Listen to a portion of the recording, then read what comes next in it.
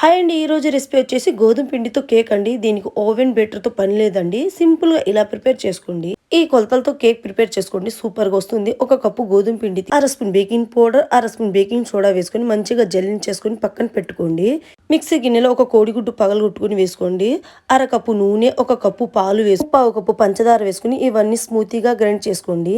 జల్లెడ పట్టిన పిండిలో వేసి ఒకే డైరెక్షన్ లో మంచిగా కలిపేసుకుని కేక్ బ్యాటర్ కొంచెం గట్టిగా అనిపిస్తే ఇంకొంచెం పాలు వేసుకుని మంచి కేక్ బ్యాటర్ లా కలిపేసుకుని అందులోనే టూటీ ఫూటీ వేసి కలిపేసుకోండి. ఒక గిన్నెకి ఆయిల్ అప్లై చేసుకుని ఈ కలిపిన కేక్ బ్యాటర్ వేసుకోండి. దీన్ని ఒకసారి ఇలా ట్రాప్ చేసి దానిపైన టూటీ ఫూటీ జీడిపప్పుతో అలా గార్నిష్ చేసేసుకోండి. స్టవ్ మీద ఒక పాత్ర పెట్టి దాంట్లో స్టాండ్ పెట్టి 5 మినిట్స్ ఫ్రీ హీట్ చేసిన పాత్రలో ఈ కేక్ టిన్ను పెట్టేసుకుని ఒక 10 నుండి 20 నిమిషాలు కుక్ చేసుకోండి. ఇలా చక్కగా కేక్ కుక్ అయిపోతుంది.